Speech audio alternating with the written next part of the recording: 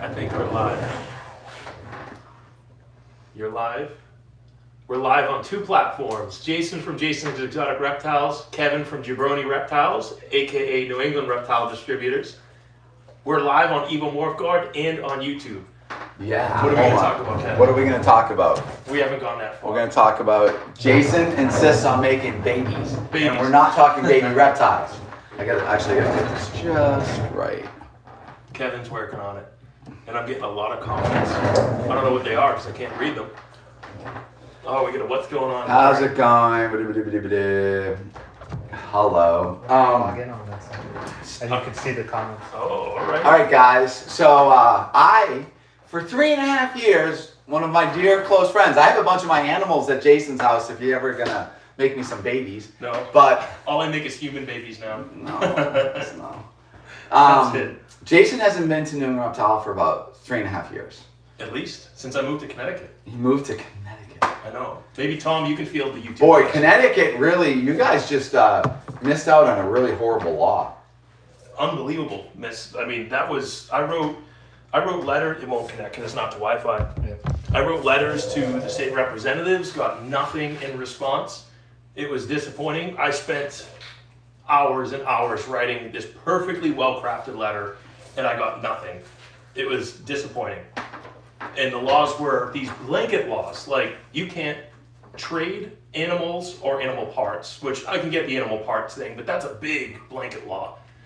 And there was another one where you cannot breed reptiles without a certification from DEP. I think it was pretty much like this. If it's not domesticated, so if it's not like a chicken or a goat or whatever, you can't breed it. So anything's regarded as exotic. So that means you couldn't breed leopard geckos, you can't breed corn snakes, you can't breed ball pythons, boa constrictors, whatever. And it's a blanket law, and pretty much anybody in Connecticut would pretty much just imprison what they had for reptiles, can no longer reproduce them, cannot do anything. All your freedoms of keeping reptiles would pretty much be gone. Connecticut used to have very reasonable laws, and now their laws, ever since the chimpanzee horrible incident where it tore somebody's face off and just horrific. But of course, that always goes down. It always the trickle-down effect. And that's a great example, like one person's actions or a horrible situation happened, and it affects people all in the United States, but it certainly affects people in Connecticut. And forever, this is decades later, and we're still having the repercussions. But now Connecticut has gone to the point where a lot of things that they deem illegal, they actually have an amnesty day. Do you know about that? I don't know. They have an amnesty day where one day a year you can turn in illegal animals, and either they get placed or they get euthanized. And they have a vet there on staff to euthanize. Yeah, and this law would have been one of those that those were kind of the gist of the letters that I wrote.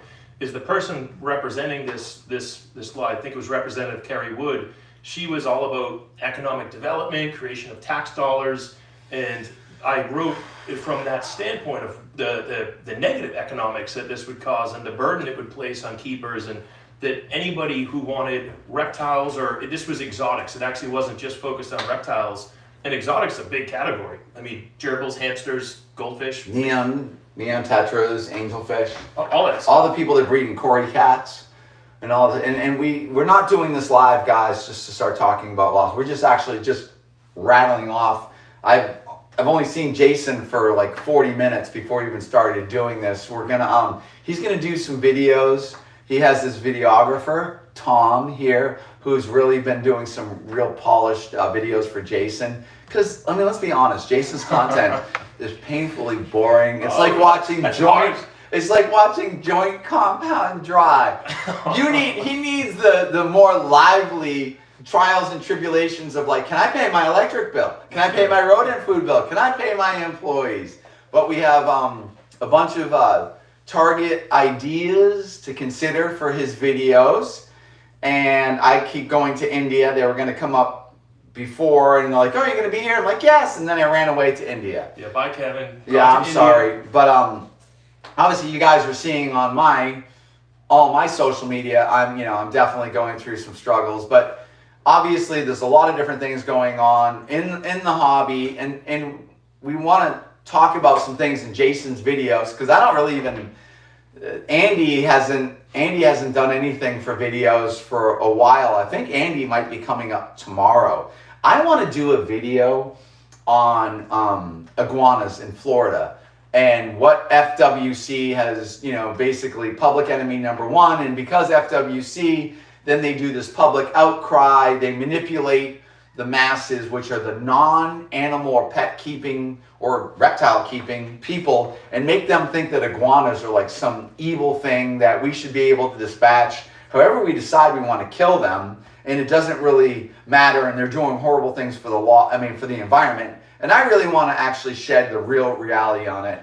Once again, we have political systems, state systems that are manipulating and basically projecting their propaganda for whatever they're trying to say, and they want to get public support by miseducating people, and it really makes me mad because it's a bunch of friggin' lies. But we have a lot of different things we want to cover, and Jason, we're gonna look at different animals, but he also has some of his audience. At least he's got an audience. So harsh. That's And- different kind of audience. Yeah, so But but he's I like, love my audience. Oh, You guys are great. Jason, I really like to study you because you really are. You put in the quality of being a public constrictor keeper, and we could get down to counting scales and cats on whatever. We can do it Anyways. all. Jason, I can count scales they were too, tough. Is that and I want to hope that we have a bunch of fans of Jabroni Reptiles, and if you don't know what Jabroni Reptiles is, you must go back in time on Facebook and witness what Jabroni Reptiles is. it was epic swole. It was, Epic. Moose I can do my name's Vin, Oh, and this man. is Tepid Weak Sarah. Oh, ooh. I actually read the comments on some of those old posts, and I'm like, how do we even talk like this?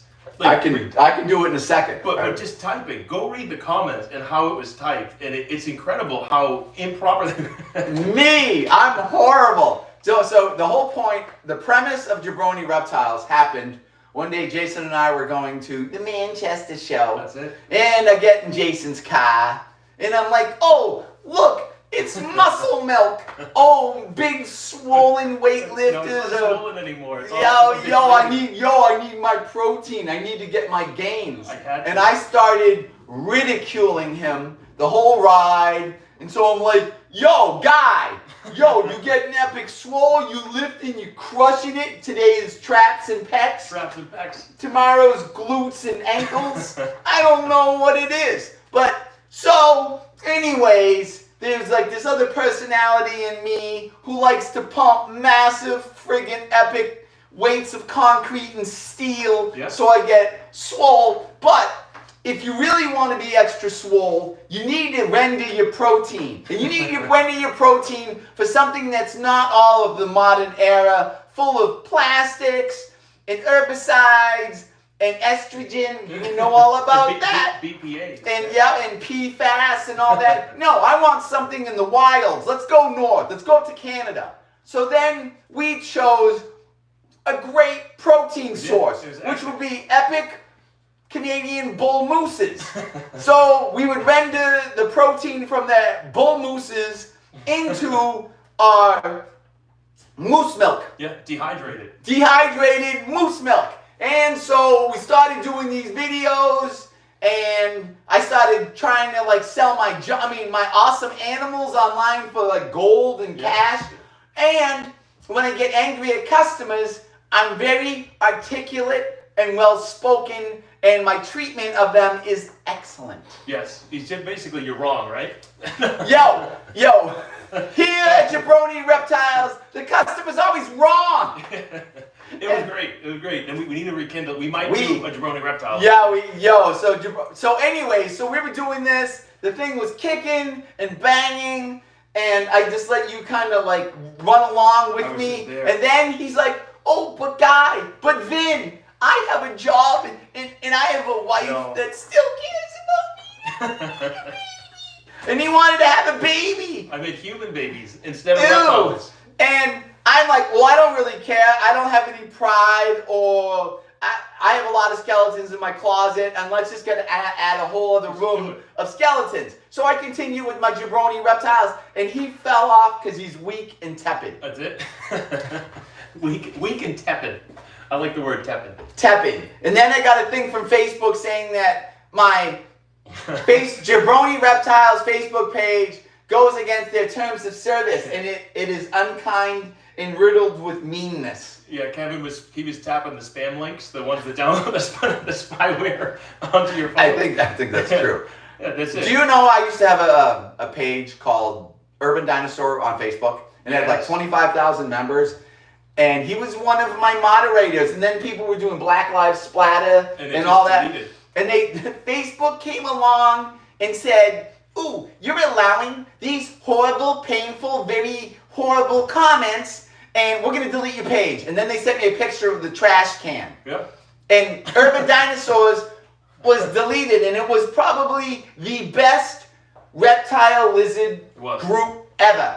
And it had no live feed videos, and we had some, everybody had a lot of enjoyment there. We had a whole team of moderators, and they took it all down, and I've not recovered since. And did you know they took down New England Reptiles' entire Facebook page of 255,000 followers because I gave a ball python an injection of antibiotics. Yeah? Yeah. Took it down, deleted. And they said it went against their terms of service, and I was monetized and everything, and I was never able to even recover New England Reptiles' Facebook page. It's gone. And Mark Zuckerberg, you're my favorite. I love you so much. But Jabroni Reptiles is still out there. So go to Facebook, check out Jabroni Reptiles. It's epic swole all the time. Canadian milking moose. Select stock. So, what kind of question during this little live that we're doing, what kind of question do you want to ask? Tom, Bill, do you have a question? Oh, it's Tom. Whatever. Tom, I don't know. What do we got for questions? You got to be some questions or comments. Drop some comments of what you want to see some video content of, because I will read those and we can make them today. And anybody that's asking me if I like metal music, which was one of your questions, you guys are like, I'm a musician. I play ridiculous amounts of music, mostly thrash metal. What? Country. No. No. Cortalis. Kevin likes chaps. I don't know what you're saying. Neither do I. Chaps? Chaps. Like, oh God. Yes, I like chaps. It's his deal. That's Kevin's deal. He doesn't know. That's the other closet that he has. I gotta get off the line. No. So you have to answer a couple questions. Yeah, what do we got for questions, Tom? Field the questions. On YouTube, no questions yet. No questions on YouTube. How many people? Kevin, I have questions. I have more people on YouTube. All right, guys. Hey, guys. B-Lock. Somebody ask a question. Give us some questions. You're the best. Thank you. They're talking to you. Need to come back for a visit. Yes. Oh, how are the India adventures going? That's a good question. I'm curious myself. India, I'm a consultant for a giant rescue zoo and reptiles, and it's they like my brain over there, I guess. And so I'm trying to do lots of things there. It's absolutely ridiculous. Which enclosures open in the background. Oh, those are my Papuan pythons. You know what? I'm gonna go grab me a Papuan python. Just don't let it bite my face like the book. And the other question that I just saw come in is, if you could have any reptile ever, what would it be? I'm gonna field that to you first, Kevin, because I don't know. I have all the stuff that I like. Well, any reptile. Any reptile, what would you want? The problem is, I don't necessarily have my fate, one reptile that right now my favorite reptile happens to be this female Papuan python because she's in my hands and she's wonderful. But if and you then could look, have anything, that's how you I'm get gonna take. salmonella. That's why Kevin throws up for weeks. I don't. No, he doesn't. He doesn't. That's never get bulimia. sick. That's no. So look at it, and that's just great. Better one. I'm in Rye, New Hampshire. Can't find a good reptile yet. Are you recommended? Who? I'm in New Hampshire, so Rye, you're like 35, 40 minutes away. Yeah. So. How's the ivory water monitor project coming? I actually have eggs cooking. So I had a male that decided to attack my ivory female, and he bit her feet. Yeah. terribly. I mean, it was really, really, really, really, really rough. And so I put her out of commission for probably almost even a year. And I didn't want to make hets. I wanted to breed. There we go. That's premium Valindrus moose milk. I didn't mean to interrupt. That's moose guzz. That's with with the G. moose guzz with chipmunk, guaranteed at least 6 legit chipmunk testicles in each gallon of moose jug. Loved the video. He was biting to investigate. Yeah. Kevin bites to investigate. There's a Tarzan. I see. Yeah, Tarzan, you messaged me last night. No, I'm not in India. I got to message you back, but it was the morning, so I didn't message you, Mike. But, yeah, so what's my favorite reptile? You know, I was playing with he's coming out now. Why'd you take my girl?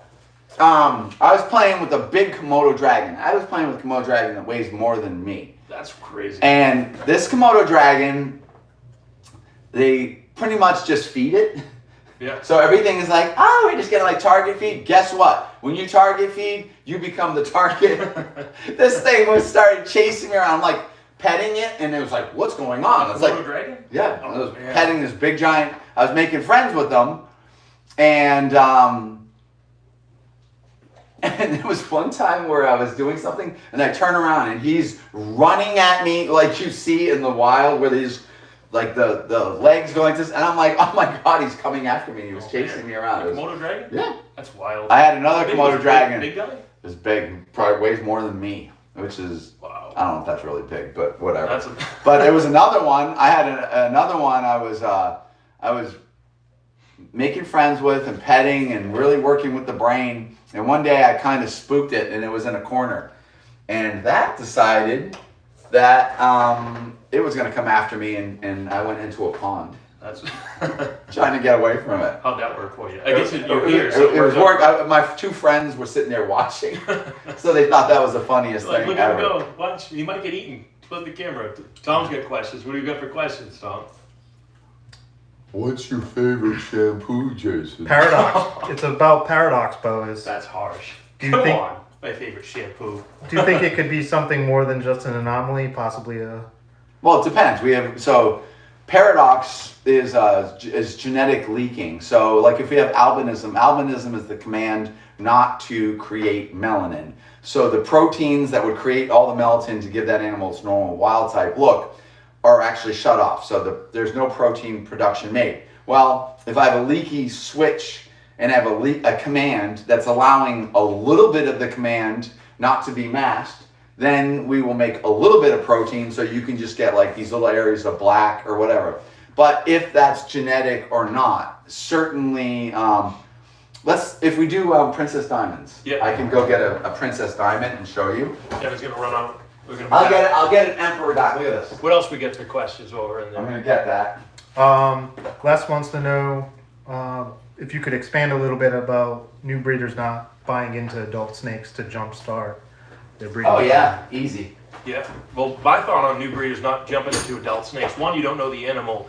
2, why is that person selling that animal? Maybe they are not solid breeders, but the big reason is you're buying into all of their problems. So I like getting younger animals. So I know this animal, I've raised it, it's gone through all my conditions throughout the whole breeding cycle, from being a very tiny hatchling or newborn, all the way up through an adult. But when you buy an adult snake, you don't know the history that has come with. So I always promote buy the breeder, not the snake. But also when you're buying this adult snake, you don't know if it's carrying any type of disease or things like that. And when you buy this older animal, you have a significantly higher chance of that happening. So I avoid adult animals for that reason. I always like to I just see Kevin's arm with a Princess Diamond in the other video here. We're both live on Instagram and YouTube. So just as FYI, we're live on my YouTube and we're live on Kevin's Instagram. Yo, what he's just said about buying other people's junk. So anyways, guys, this is an Emperor Diamond boa, which means this is leucism. And this is a boy, and he's very cute. And he's got a little bit of paradox. So the leucistic command says, don't make pigment. So pretty much, I think in theory, leucism would be the command to say, do not make any pigment, so there's no patterns, no anything. Well, here we have some leaking. And this is the Central American line. So this is smaller. This is an adult breeder. And very, very, just like you can see all of that coming through. And this is genetic. So this, just like a cowrie tick. So if we pull out a cowrie tick, that is the genetic leaking or paradox. It's just part of the gene. So when I breed a phantom retic to an orange ghost stripe, the resulting babies are this leucistic complex, but as they grow, they start there's protein commands to make melanin. So you'll start getting these, random blotches and whatever. Kevin, I'm curious your answer. So I always say don't buy an adult snake unless you have to. Yeah. What's your thought on it? Really good point. Kevin's leaving the room. He'll be back. One sec. Follow-up is, what about 2 to 3 year olds? It depends. So if the animal has been with the same breeder the whole time, then maybe that's a thing you can get into. But you're also, even if let's say I buy a 5-year-old adult, it still usually needs a year or two to go through my conditions. You're going to be paying a premium for that adult to start with, or that older animal generally. But if it's been with the same breeder, for instance, if I had a snake that's 2 to 3 years old, or Kevin had a snake that's 2 to 3 years old, then you're buying that snake. It's no different than a 6-month-old baby or a 4-month-old. But I personally don't buy older animals unless I absolutely have to, because I want them to grow up under my conditions. I get a better chance of success. Nothing against it. You can certainly have success with it. But Kevin, I'd be curious your thoughts. Okay, so let's just listen to it. Let's just think about this biologically. So I have a collection of animals, and we'll just imagine there's certain ambient pathogens. There's different bacteria that say my reticulated pythons might have, 5 different gram-negative bacteria. That's all normal, part of their normal flora. Remember, these are not sterile animals. They have protozoa. They have, amoeba. They have microbes. They have bacteria. So my animal here could, let's say it has, in its flora, has Pseudomonas aeruginosa, which is a very, very common gram-negative bacterium for cold-blooded animals. And I take my reticulated python and I sell it to Jason. Now Jason might have a whole different other microbial community in that snake. You might have Klebsiella or Proteus or just some things, okay? And those are also, nasty little things. So my snake that's never met Klebsiella, that has no antibodies, it has no response against that. I take that snake, I put it in, Jason buys it, puts it with his snakes, and he puts like a water dish in there. My snake comes along, starts drinking in there. There are Klebsiella, Pseudomonas, whatever, different bacterium in that water dish. My snake now drinks it. I've just inoculated that Jason's new snake. Now my animal might get sick. It has never been subjected to this. So let's just think about this. Is the same thing with kids. Kids are going to school. They're getting exposed to a new pathogen at school, a virus, a bacteria, whatever, and they bring it home and then they affect everybody. Yeah. So if you want to be realistic, as breeders, we all have these little different microbial communities. And when we do get a new snake, let's say a big adult snake, there's probably far more of a likelihood that that animal will have a more evolved or more, just a bigger population of a community than a neonate, a baby or something like that. So if we want to just look at it biologically, in some cases, something could go bad. So the first thing I do is you take your new snake, you can quarantine it, and then when you put your snakes together and trying to breed them, take your water dish out. Don't share the same food items, some of these basic things. But yes, generally selling big adult animals is always a chance, but in some cases it can be amazing. Yeah. I certainly bought adult animals, and I will probably continue to do things like that if I ever buy another reptile again.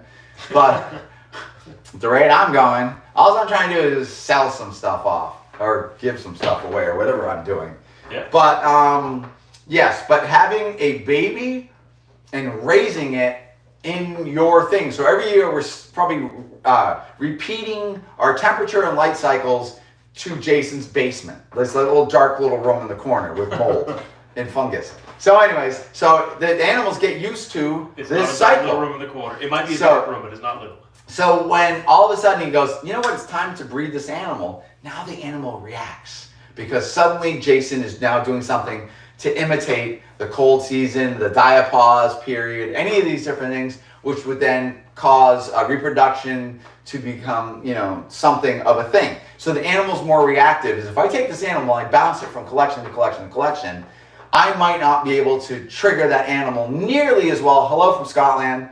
And I wouldn't be able to trigger it nearly as well as if I raised that animal. So those are all things to consider. That's the long-winded answer. Yeah, no, but that's good. I mean, it doesn't always need to be this disease, this thing that we all think about. Like in Boa's, IBD is the one that comes out. It doesn't need to be IBD. It could just be a simple bacteria, like Kevin was mentioning, or a complex bacteria that this group of animals was never subjected to. And now it's introduced and it's running wild and all your stuff is getting sick. So I've bought adult animals in the past too. Sometimes it works out, sometimes it's terrible. So I just have a rule: I won't buy adult animals unless I absolutely have to, because I've experienced the benefits and I've experienced the losses, and the losses outweigh the benefits in my experiences. Boas of all things can be super tricky. Yes. Boas are just because of inclusion body disease, and you can have an animal, you've raised a boa for 6 years, Yeah. and pops then up. one day just pops up, and it's like, and it's nothing that anybody did wrong. It's something that lives in the background. It's a retrovirus. It might take a period of stress, whatever that stress is, whatever it is, and all these different things can happen. But you just have to be realistic. Keeping these animals and buying these animals and acquiring these animals, there's always going to be like maybe 5% probability that something will go wrong, even when everybody does it right. You could have bought the best blood python in the world. You could have bought the best Amazon tree boa. And a month later, it's no good because your setup, that animal did not adjust. I have videos on YouTube, like I've just bought an animal, now what? I think it's like 5 parts. It's a bubblegum video, but 5 parts. And it's amazing. You could have this amazing fat, like blood python, beautiful, like this big, just immaculate. You send it to somebody, it doesn't eat. And immediately they're pointing the finger at you. Yeah. It's your fault. It's not eating. It's not eating. Like, it's the breeder's fault or the person that sold it. Now, evidently that animal, from a baby to that, has been eating for 1.5 years. It's big and fat. It's beautiful. It's perfect. And you've set it up, and now the animal isn't eating. And now you want to tell the seller it's their fault. Actually, if you really want to be open-minded, you probably want to think, I want to imitate the standards of the breeder, of the seller, how they kept it, how they were successful, and I want to imitate that. Even if I don't think it has the perfect jungle vine in it or it's all bioactive, start that way, acclimate it, and go into a transition where eventually it gets the beautiful vine and the foot of dirt and all that kind of stuff. But it's seems like today's day and age, people are always going for the shallowest, like they want the shortest way for the greatest success. Yeah. And sometimes that's, you have to actually involve your brain in the process. And patience. I always tell people if the animal's not eating, I usually tell them to send me pictures of the setup and let me know how you handled it. And sometimes, most of the time, 99% of the time, they're perfect, they're honest, and we can fix it very quickly. But occasionally there'll be the times where they don't tell me. So for instance, I've had an opportunity where somebody said, hey, I got the snake, it's not eating. And I'm saying this thing was a powerhouse. And then I found out from their wife that they were actually holding it every day for hours, and they weren't telling me that. I said, are you holding it? They kept saying no. So usually if you're honest, I'm not going to bash anybody, but I need honest ability to, that's an awesome snake, it's Boland's. But I need the honest ability to help assess. But guy, he's long-winded, and it's usually I have the more stunning response. They say, oh, my snake isn't eating that you sent me, and I'm like, excuse me, do I know you? Tell him, what else we got for questions? Or Bill? And then they say, I have an email proving I got this animal for you. And I'm like, look, everybody's using Chat GTP. No, I'm joking. GPT, but yeah, GTP, like Green Tree Python. Well, I see 50 comments. How do we have 50 comments? Tom, give me some more questions. What do you got? What do you have to say to those that think rack systems are unethical? Oh boy. That's a spiraling staircase we can go down. Well, I will tell you this, is without rack systems, so a long time ago there was a hobby. It was the reptile hobby, where people were struggling to keep, not just breed, but just keep animals successfully. Keeping an amethystine python, keeping a Boehler's python, keeping a blood python, and we were keeping them in fish tanks and all this different stuff. Yep. And believe it or not, they didn't do very well. And they had this unseen thing that if they bit the glass, they're like, oh my God, they would hurt their mouths and all this different stuff. So one of the best things, one of the best husbandry tools was rack systems. And they didn't even exist. So they were created. I think Dave and Tracy Barker were some of the first people ever to come up with that. And it was a really good way to create an area that was safe for the animal. You could give them heat. You can keep them quiet. They're secretive. And it gave them everything they wanted. You could manage their husbandry, their humidity, their heat, everything. And it was really nice. And you can systematically have a larger amount of animals in a reasonable amount of space. And they worked amazing. And they allowed us to start breeding a lot more animals. We had a lot more success acclimating wild-caught animals, doing all these things. And if you want to negate these realities, then so be it. But you're not part of actually the process of actually what happened, and you're not part of reality. Because rack systems absolutely have a purpose. And you can sit here and say they're unethical, they're whatever it is. But you know, it's to me, it's really interesting. So do you go to the grocery store? Do you go to the grocery store? So if you're going to complain about a rack system and you go to the grocery store and you go shopping, you're taking animals that are far more intelligent than my Boehler's python that's sitting here and as happy as can be. It's in a cage and all that. But a chicken or a pig, your 1 square foot of floor space if they're lucky and per chicken. you know, and it's like I'm just being a realist. Okay, I don't eat a lot of meat.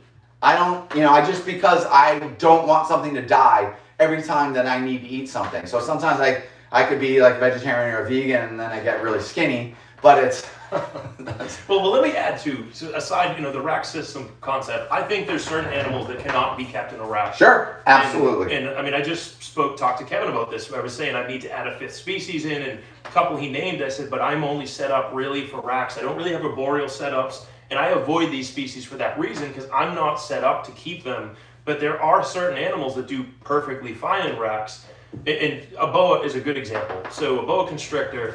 I would argue that if somebody is saying that you can't keep a boa in a rack, but they're also promoting you can keep it in a 4 foot by 2 foot by 18-inch PVC enclosure, well, my racks are 4 foot by 30 inch by 10 inch. So is it really that much different if the system looks differently? They still have windows on the front. They still have plenty of floor space. They still have the ability to get out. So I would argue that the people who say rack systems are not suitable, I hope you are also keeping your animals in ginormous enclosures, because there really, in my opinion, isn't a significant difference between the rack, as long as it has the suitable size rack for the suitable size animal, versus an enclosure. That extra 6 inches of height really isn't going to make or break the animal.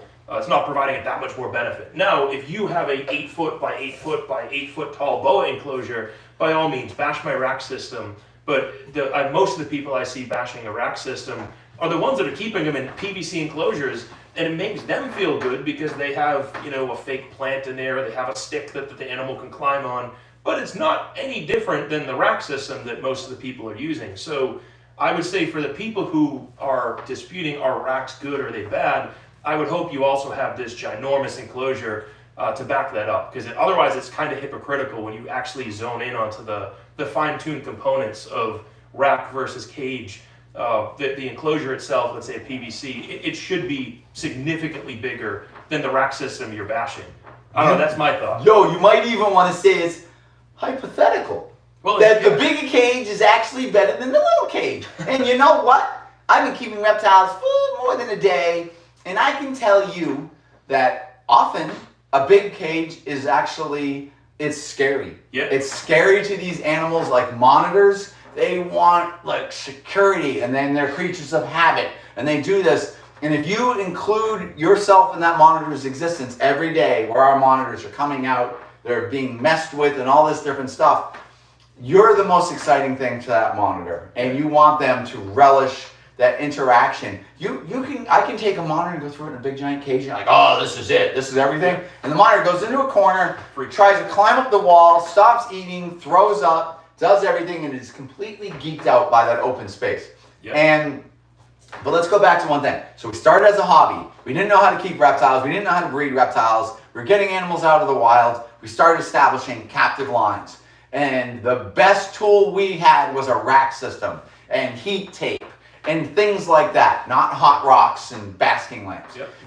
Yes, we did all that, and we started breeding all sorts of amazing animals. And that comes on the shoulder of rack systems. It really did, because that allowed us to manage the animals in the lowest stress environments and manage them methodically, where we could do things, properly as far as husbandry and making sure we can go in there and take more of our time dedicated to keeping the enclosure proper, as opposed to cleaning the glass to get to the water spot. Yep. And now we've come to the thing, as society evolves, you can start from living in a log cabin to living, in Manhattan, and we're more demanding than what we think is morally and ethically proper and all this different stuff like that. And so be it. If you can do better, that's great. But smashing on rack systems, I don't think that's full. It's not black and white. There's a lot to it and everything like that. But it's I think it comes down to situations and stuff like that. But it does have its purpose. Yeah. And I do use some rack systems. I have all sorts of different caging, and I just constantly modify and whatever. As I'm starting to get rid of, I'm going to have less animals. Like this year, I'm barely breeding any animal because I'm trying to reevaluate what I'm doing, like the animals I'm keeping. It's very, very costly. It's very, very expensive. I know you guys don't have money. I don't have money to afford this stuff. I don't have money to spend $1 million on a new Freedom Breeder rack and all this different stuff. And it's just like life is hard. Rodents are expensive, all that different stuff. I have problems with the ethical part of killing rodents for reptiles. I have all these different problems that are causing me, people want to get into ethics. We won't talk about rack systems, but you go into a grocery store is a house of pain and suffering. You have fish that are being netted out of the ocean, they're being crushed and then cooked and thrown into a can. I mean, you can just sit here and go through all this stuff, and all the bycatch, all the sea turtles that die. I do like steak though. I'll throw that up there. Whatever. And chicken. And whatever. But I'm just saying, you have to be aware of these things. So I think what happens is, and it's a human prerogative to always pick out one little thing, and then we'll be hypocritical. Just existing, I'm hypocritical. I'm a misanthrope too. And I just struggle with just being human, just being accepting of my effect on the planet and an effect on animals and all that kind of stuff. Well, Tom, what else we got? I know you've been looking at some questions over there. Give us a good one. The rack system one was good. But I think we need to stop projecting human feelings onto animals that have feelings, but you have to realize they're biologically different. So that just because it makes us feel better doesn't necessarily mean it's better for the animal. And that's something that I've pushed a lot in my videos, is that is it can make you feel great, but that doesn't mean it's good for the animal, like the bigger enclosure. I actually just recently moved a boa. Yeah, well, I just moved a boa into a much larger enclosure. It freaked out, rubbed the crap out of its face, and I moved it back to the smaller enclosure because I felt bad for it. And it's doing fantastic again. It didn't, and I put hides in there. I put this buildup of bedding in the back, trying to get it to stop rubbing its face. Put it into a smaller cage. It's totally fine again now. It just doesn't like the larger enclosure. It's amazing. I can take some of my snakes out, like here's Moo right here. I take Snarfles out, and I can let them run around in the room because they're just so wonderful. They're so sweet, and they'll go and put themselves away. Yeah. They want to go back into their cage. So, you know, you guys can sit here and say a lot. I'm not here to tell you you're wrong. I'm not here to tell you really pretty much anything. I'm just part of the problem. No. So give us one more question. He's got one now. What is your experience with the Mycoplasma bacteria in pythons? Oh, that's a Kevin one. That's Burmese pythons, baby. Mycoplasm. So we have nitoviruses. There's all sorts of different nitoviruses. People often misunderstand what nitoviruses are. So we have nitoviruses that evolve out of the wild, animals coming out of the wild. They have the nitovirus. It's in the background, but they have a resistance to it. So if I'm a Burmese python and I have the Burmese python nitovirus, I may not be symptomatic. So I'm not gurgling, foaming at the mouth, spitting up vanilla pudding, everything like that. But I can still test positive for a known nitovirus. You can get animals to test negative, but they could be testing negative because you don't even know the PCR. You don't have the DNA of that nitovirus. So just because an animal has a nitovirus doesn't mean it's off the cliff. But if I have a Burmese python and it has a ball python nitovirus, that Burmese python can become incredibly symptomatic and actually die. And if it's a ball python nitovirus into a Burmese python, that's a bad thing when we start going to different species. But I won't go too far into that. Mycoplasm. Mycoplasm can really nail Burmese pythons. Can also gopher tortoises and stuff like that. And it will give like a chronic respiratory. So every time that animal is experiencing levels of stress, they can become symptomatic. The mycoplasm can bloom and the animal can go into a respiratory challenge. And obviously, since reptiles like snakes, they don't have a diaphragm, so they can't efficiently expel mucus and fluid out of their lungs. Sometimes they actually asphyxiate, they drown. So all this fluids in the lung, there's not enough blood vessels available to oxygen, so it doesn't give the animal enough oxygen, and the animal panics and freaks out and it dies and it asphyxiates and suffocates.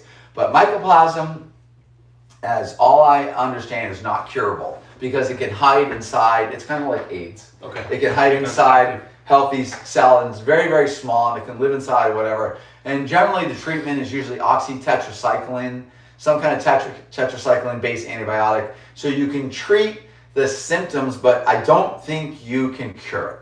So mycoplasm is certainly in gopher tortoises, it's horrific, and that's why in desert tortoises, when they find a desert tortoise that somebody's kept as a pet for 2 years, they don't want to put that back out in the wild because the animal could become symptomatic with mycoplasm or a gopher tortoise, and you could actually affect the whole colony and stuff like that. So generally, once they come in, you have to keep them as a pet or whatever. And I keep seeing a whole bunch of people requesting to join. I don't know who they are. Yeah. But we need more. Yeah. What do we got? We got any more questions? Because we can go film. Yeah, we gotta go. We gotta wrap it up in a couple minutes so we can go film some YouTube videos. Come on, Bill. Drop. Did you get stitches when you were bit, By Kevin? what? No. If I do stitches, I sometimes do stitches to myself, and or metal staples, or I suture myself. No. Oh, super glue. No, I don't. I don't go to the doctor for any of that stuff. No. He just drinks more moose milk. Right. Yo, right from the epic moose. swole, dude. I hate the doctor. He does right from the moose's udder. No, I'm like, it seems like today's day and age, everybody's always running to emergency medical. Oh, I'm coughing. I need to go to the hospital. Suck it up, Nancy. Are you going to Tinley? No. Yeah, I'm not going. No, I'm going to stay here and play with emerald tree boas and Bolin's pythons and my bills. Oh, that's harsh. Why is Jason's head so shiny? Jeez. That's greasy. Kevin's he could use that as like a, yikes, a moisturizer. What else do we have going on? So give us one or two more so we can wrap it up. I got a female cow GC baby. If I don't overfeed her and push her, is 12 feet realistic? Yes. I'm sitting in a room with them. There's one right there. She's probably 12 foot, and she's probably seven years old. That was a quick answer. Yes. Yes. Give us another one. That's all we got. That's all we got. Come on, give us more. Give us one more good one so we can close it out. We need one more. Do you know, until I let my Instagram die, if we were looking at it right now, I would have probably a couple hundred in my lives. Why are you a vegetarian, Kevin? Because he loves animals. Maybe not. Why? I'm sometimes a vegetarian. Because I just, when I eat, it doesn't, just because I want to eat something doesn't mean something needed to die. Every single time I want to eat, I don't want like, oh, today a chicken died or a goat or whatever the hell. Yeah, you don't want to eat. Or yeah, it's just, and I love vegetation. I don't know. No, because I love salads and stuff like that. But no, Soy milk. I mean, steak is yummy too. The soy But I just helps. don't eat it very often. I will say that Kevin and I were on a Burger King kick for a while. Yeah, I don't know if he still does Burger King, but we would get Whoppers like every day. It was no good. We'd actually get 2. Yeah, Yeah, it was no good. that was good. But now they have the Impossible Yes. Whopper. Now Kevin goes all Impossible Whopper. Maybe he wants to be. I don't have it too much. He wants the PFAS. We got one more. I saw more comments coming in. One more go. Maybe. If you could go herping anywhere right now, where would you go and what would you want to find? So here we go. Colorado's talking about rural agency and reptiles in the Totally state. care. Sorry. Where would I want to go herping? If I could go herping, I'm probably going to go in the Ghats over in India. I want to go there because I'm not too far from there, and I'm told there's all sorts of different stuff. But if you could go anywhere, like Papa, I would want to go to Australia somewhere, but I need someone like Kevin because I'd probably come back dead. I do not only eat snake sheds, Valendris. I've eaten a couple pieces of snake Yeah, sheds. I saw that. It was Colorado, you guys, I mean, God, the legality of all these different states, what is going on? It's just crazy. I see text messages coming in, but I can't We're read getting, them. All right. any memories of Steve Irwin? Yeah, I love Steve Irwin. He was wonderful. He was exactly what you saw as what he was. He was wonderful, very, very down to earth. He was not like an insane egomaniac. I could talk to him. There's another guy that used to be kind of a little bit His name Jeff Kerwin? maybe, and oh my God, totally different kind of person. One is not the same as the other. But even Terry Irwin is really nice, and the kids are really nice, and it's just really sad. And losing Dingo was really sad, and I'm not going to recover from that. You guys just brought Kevin down, Yeah. but that's all right. Brought him down with a good memory. That's why. Loved him. Well, We have to end on a high note. Give Okay, me guys. one more positive note.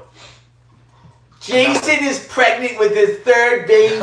No, 2 is enough. 3 is too many. For all you That guys is not being very responsible on the resources. We ever work. Will I ever work with the Irwins again? In all honesty, the Irwins are really not very into, like, I don't think they're very intense into reptiles. They have the Australia Zoo, but I mean, I was working with them like when they would come here and they would go to Good Morning America, Fox and Friends, you know, Kelly and Regis and Tony and Danza and all these different things. We would go and do some of these spotlights, but I don't think they're really, you know, they really do that stuff anymore. Tom's got a question. I do have a question. Kevin, would you be able to donate some hair to Jason? Please. Give me a tail. Give me a pony. Give me a piece of it. It's all I need. You guys. You know what? You guys should see. I have a video, and when he had this friar tuck, it was so amazing because he went like this went bald first, and then he had just the hair around. What do you mean? I have it on video. It was true. It was definitely true. All right, we have to go film some videos. All right, you guys, take care. Bye bye.